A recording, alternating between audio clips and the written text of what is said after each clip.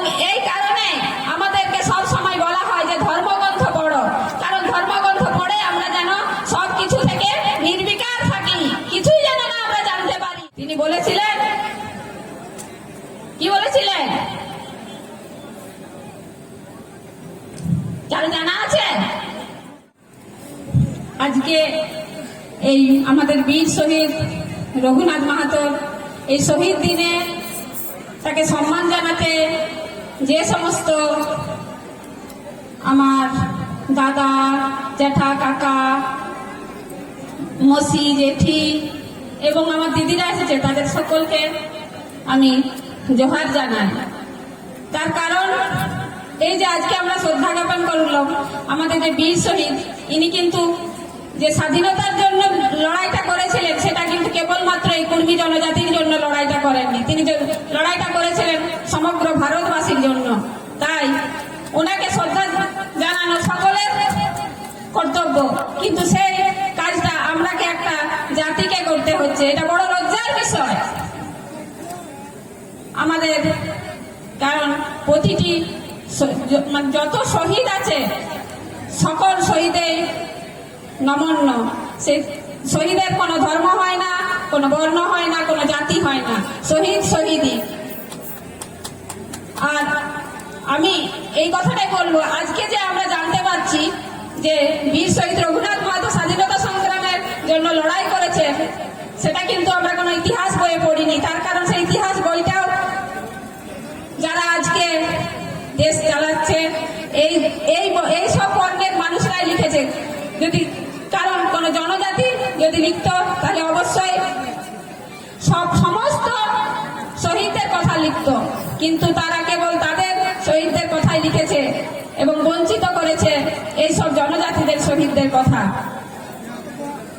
এটা কিন্তু কখনোই উচিত নয়। তাই যে সমস্ত এখানে আমার মসি, কাকি, দিদি, বোন যারা আছে তাদেরকে সকলকে বলবো যে পড়ার কোনো বয়স নয়, তাদেরকেও পড়তে বলবো। ইতিহাস বইয়ে বা পাঠ্য বইয়ে সবকিছু লেখা নেই, কারণ তারা যদি পড়ে তবেই তারা তাদের সন্তানকেও সম্বন্ধে জানাতে পারবে।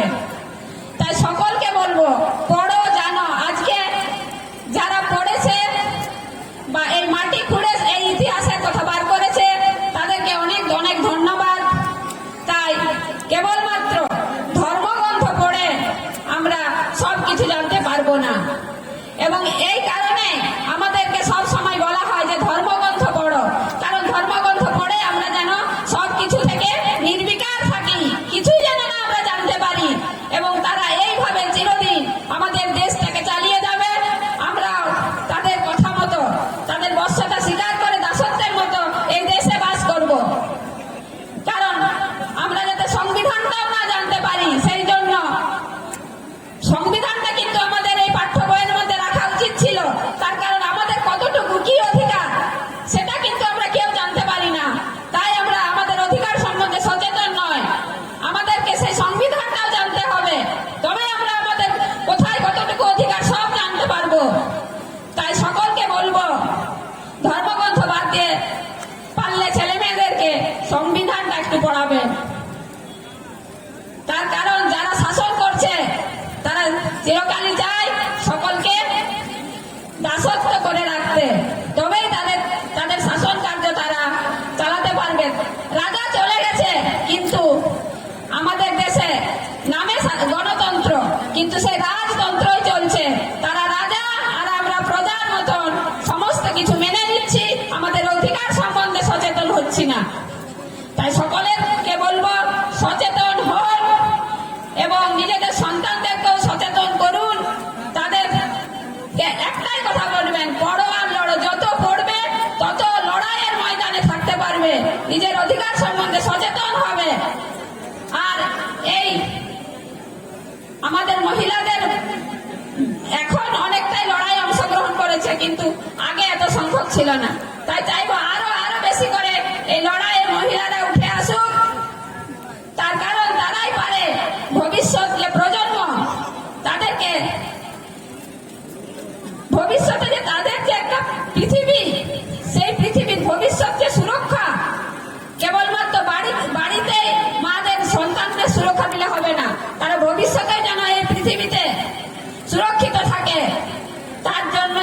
করবে এই মারাই। তাই সমস্ত মাদেরকে বলবো যে তাদের ভবিষ্যৎ সুরক্ষার জন্য আপনারা লড়াই আসুন। আমরা যে লড়াইটা করছি এইটা ওই ছোট ছোট ছেলে মেয়েদের ভবিষ্যতের সুরক্ষার জন্যই আমাদের এই লড়াই। তাই এই লড়াইয়ে আরো বেশি করে অংশগ্রহণ করুন, নিজেদের অধিকারটা বুঝুন।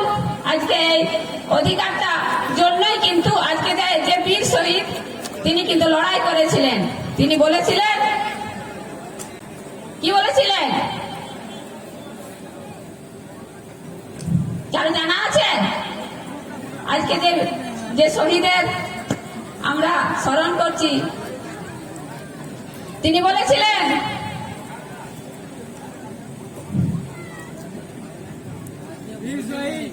কি বলেছিলেন তিনি? আপন গাঁও আপন রাজ, দূর খেদাও ব্রিটিশ রাজ। অতএব তিনি অতদিন আগে বুঝেছিলেন যে এই জায়গায় আমাদের রাজত্ব, এখানে আর কারো রাজ চলবে না। এইটা কিন্তু আমাদেরকেও ভালোভাবে বুঝতে হবে। এই জঙ্গল, এই জল জমি জঙ্গলের উপর আমাদের অধিকার আছে। অতএব এটা আর বিশেষ কিছু আমি বলছি না, আর অনেক বক্তা আছে, সময় আর বেশি নষ্ট করছি না। সবাইকে আরেকবার জোহার জানিয়ে আমি আমার বক্তব্য শেষ করছি।